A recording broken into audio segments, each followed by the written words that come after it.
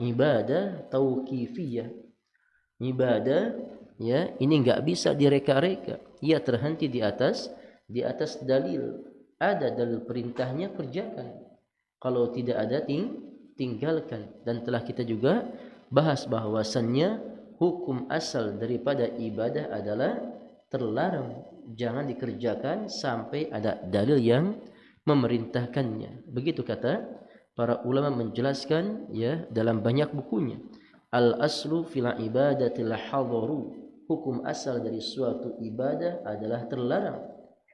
Ya, hatta yadulla dalilu ala tahlil, hingga ada dalil yang membolehkannya. Maka di dalam ibadah jangan kita sok kerajinan pula ya. Di dalam ibadah kalau ada perintahnya kerjakan. Kalau tidak jangan ngarah, jangan diterka-terka. Ya, jangan dikatakan ustaz ya, tatkala kita beribadah seperti ini hati jadi lebih tenang, ya, lebih nyaman, lebih tentram. Belum tentu ya. Kita lihat banyak orang-orang sufi yang ketika berzikir seakan-akan mereka khusyuk kepada Allah Subhanahu wa ta'ala, tapi akhirnya apa? Ya, tapi juga mereka tidak berada di jalan yang benar. Makanya di dalam ibadah hanya sesuai dengan perasaan saja itu tidak cukup ya. Walaupun niatnya baik ya, makanya pastikan ibadah tersebut ya terpenuhi syaratnya ikhlas dan juga mutaba'ah.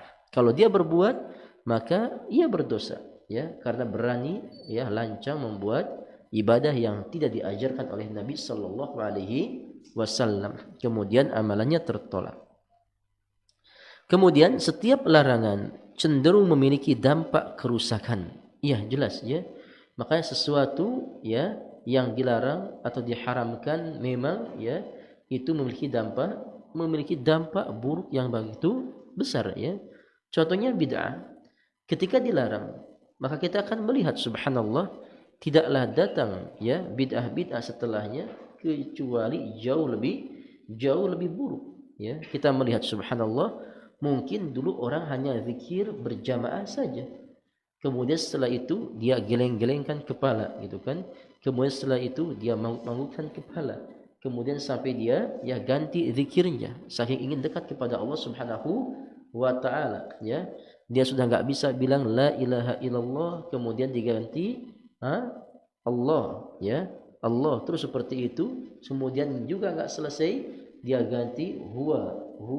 Selesai lagi dia ganti hu sampai dia pingsan terus seperti itu subhanallah ya. Makanya tidaklah kita bisa melihat di sebuah tempat yang bid'ah ya merajalela kecuali akan datang bid'ah setelahnya yang jauh lebih buruk. Begitu juga tatkala syariat ini mengharamkan, maka pastilah ada dampak di sana kerusakannya. Apa itu? Bermabuk-mabukan ya, berzina, mencuri, berjudi dan juga seterusnya. Ini faedah yang begitu penting ya.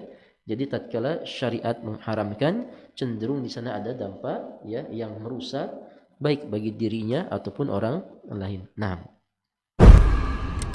Babat TV Sunnah, belajar agama baru alif.